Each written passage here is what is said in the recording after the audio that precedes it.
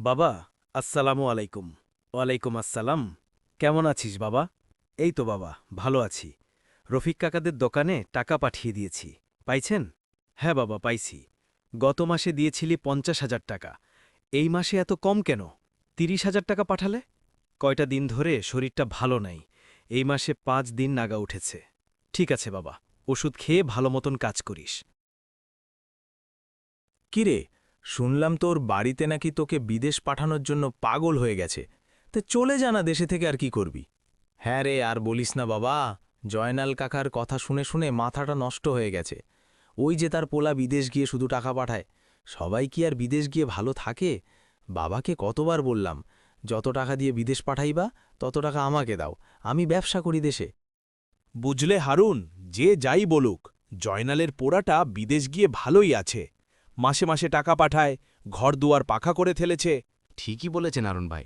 ও তো কম টাকা দেয় না করে তার ছেলেকে পাঠায়েন। তারপরে কি হলো? সেই তো দেনা শোধ করে ঘরদুয়ার করে ফেলল। ভবিষ্যৎ লাইফই চেঞ্জ হয়ে গেল। আর আমার ছেলেকে কতবার বললাম, বাবা তোটে বিদেশ পাঠায়, সেই উল্টো আমাকে বলে বিদেশে যাওয়ার টাকা আমাকে দাও, আমি ব্যবসা করব।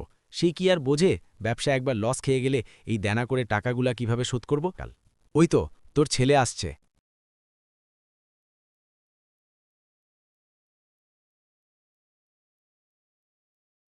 শোন বাবা, তোর বাপে আর কত কষ্ট করবি? যেহেতু তোকে দেনা দেনা করে বিদেশ পাঠাতে চায়, তো চলে যাস না কেন? এভাবে আর কতদিন থাকবি বসে বসে? কাকা, আমি তো চাইছি দেশে থেকে একটা ব্যবসা বাণিজ্য করব, কিন্তু বাবা তো শুনতেছে না। বাবা বলছে বাইরে যাওয়ার কথা। শোন রে বাবা, আবেগ দিয়ে দুলিও চলে না রে। তুই যে ব্যবসা করতে চাস, তোদের কি হাতে টাকা পয়সা আছে নগদ, সেটা দিয়ে ব্যবসা করবি? বাইরে যাবি, ধার দেনা করে কাজকাম করে দেনা মিটিয়ে ফেলতে পারবি। এই যে ব্যবসা দিবি, ব্যবসার লস খাইলে আরও টাকা লাগবে তোর বাপের। বয়সে এসব করতে পারবে? এত কিছু বুঝি না কাকা, আমি বাইরে যেতে পারবো না।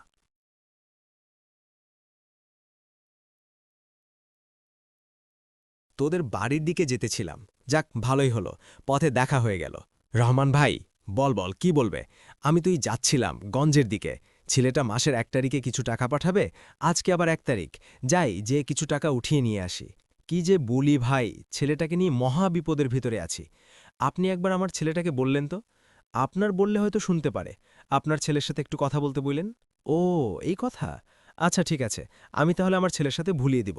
তোর ছেলের সাথে কথা বলতে আমার বয়েই গেছে। আমার ছেলে টাকা কামাবে, তোরা সবাই দেখবি। তোর ছেলে বিদেশ গেল না গেল সেটা আমার দেখে লাভ কি?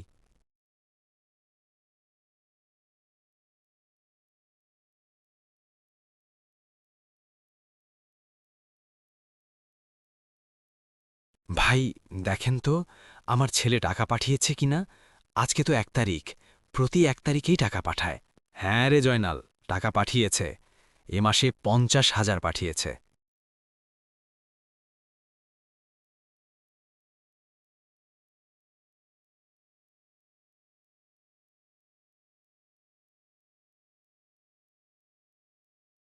বুঝলি, অনেক ভেবে দেখলাম, যত যাই বলি, দেশে থেকে কিচ্ছু করতে পারবো না রে। মনে হয় বিদেশ গেলেই ভালো হবে। আমারও সেটাই মনে হয়। তোর বাবা মা টাকা দেওয়ার জন্য রাজি আছে, তুই তো চলে যেতে পারবে। আমার তো সেই সুযোগটাও নাই। এমন করে বলিস না, তুই তো আমার বন্ধু লাগিস, তাই না? দেখিস, আমি যদি ভালোভাবে বিদেশে টাকা ইনকাম করতে পারি, তাহলে তোর সব টাকা খরচ আমি দেব বিদেশ যাওয়ার জন্য।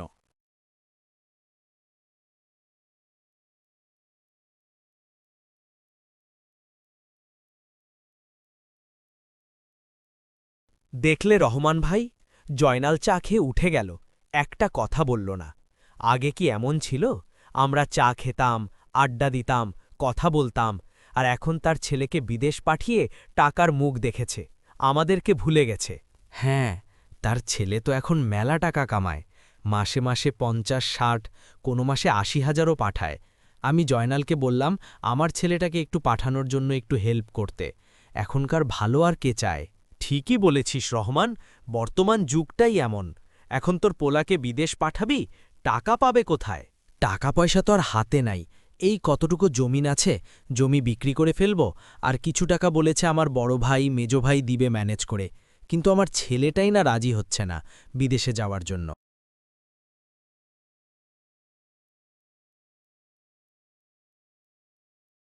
বাবা আমি রাজি, অনেক ভেবে দেখেছি। এত টাকা দেলা করে পাঠাবা, ব্যবসা বাণিজ্য করলে লস হবার চান্স আছে, কিন্তু বিদেশে জায়গা কাম করে টাকা পয়সা শোধ করে ফেলতে পারবো এবং সবাইকে সুখে রাখতে পারবো। তাই চিন্তা ভাবনা করলাম বিদেশ যাব। তুমি সবকিছু রেডি করো।